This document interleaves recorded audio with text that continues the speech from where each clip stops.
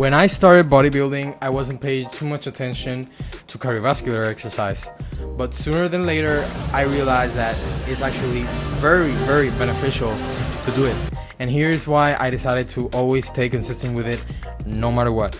Now, what I'll be doing in this video, I will be explaining why cardio is actually very healthy for you, the 3 best forms of cardio for staying injury and pain-free, and as my thumbnail told you, of course, those 3 myths that we need to debunk so we can be more healthier and active at the end of the day. So most people don't like doing cardio, but the reality is that it has so many benefits. It is as effective as a medication, trust me, or even more than that if you do it consistently. Also, you're wondering, who am I? Well, I'm a licensed personal trainer from Puerto Rico, and I love teaching my college colleagues, I study electrical engineering, by the way, about fitness.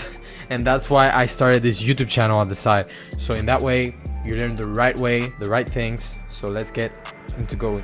So when I started to listen to podcasts, I love listening to podcasts, I already had some consistency around going to the gym, lifting weights, and doing some form of cardio here and there consistently, which is good, of course. But I later found out that this MD called Peter Attia, and after his main goal of his work is actually longevity, he mentions in his podcast and also in his book Outlive, which I'm reading it too at the moment as I'm recording this video, that cardio is actually as effective as medicine. All in this wide, you want the max.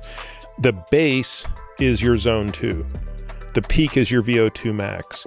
From a training perspective, the rule of thumb that is applicable for people like us, i.e. normal people, and the best athletes in the world is roughly 80-20.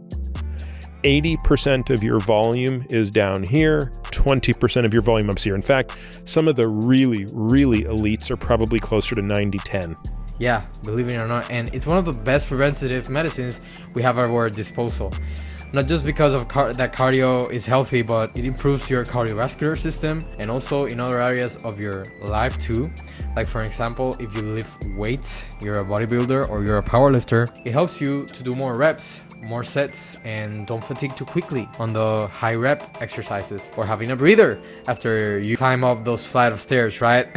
I know you did. So following along and doing a bit of more research, and also because of learning in class before actually being even a certified personal trainer, I also found out that there are different types of cardio, and that the more you do is actually the healthier, especially for raising your VO2 max levels and of course your longevity. Now, which is something that also Peter Attia mentions in his books and in his podcasts and all that. So there's low intensity steady state cardio, which is LISS, and high intensity interval training, which is HIIT, and also in between there's of course medium intensity cardio. Basically the names tell what they are. Of course, LISS focuses more on cardio like walking, incline walking, cycling, elliptical, slow running, and high intensity is actually very low, short time bouts of 10 to 30 seconds, highest intensity you can, and then 1 to 2 minutes of rest. So which are the best forms of cardio, you ask? Well, it's important to ask is which ones are the most sustainable for you to do every single week. But I'm gonna show you from my experience which are the best ones for, in my opinion, that are actually pain-free and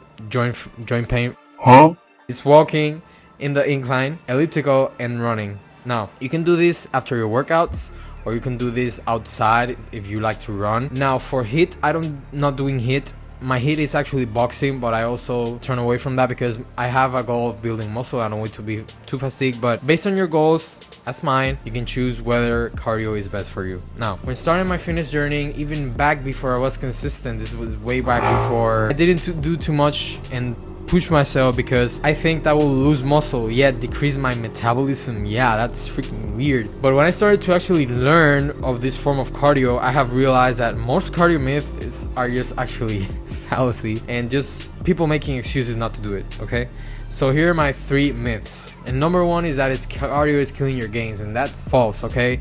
It doesn't. If you're actually in a very strict caloric deficit, your body will start getting all those muscle energy from you. But if you're not in a caloric deficit, you don't need to worry about that, okay?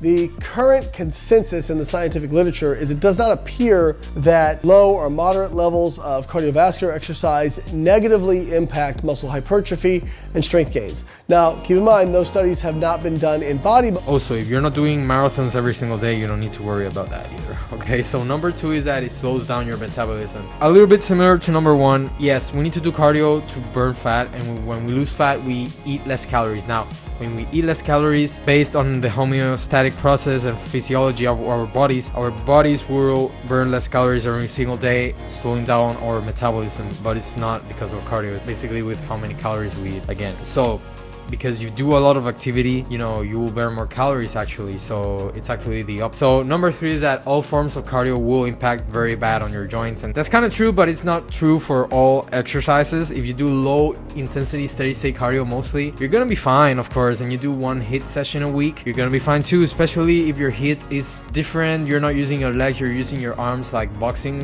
in my example. That's also good. You need to vary, you need to get some variation. Now for the last part of this video, you already know the 3 myths, right? But I actually want to show you which is the best cardio. Well, for that reason, you need to click in one of these videos next.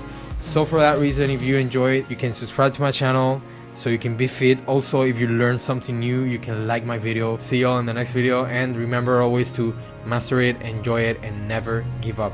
See y'all guys in the next video, and check my personal training links down below.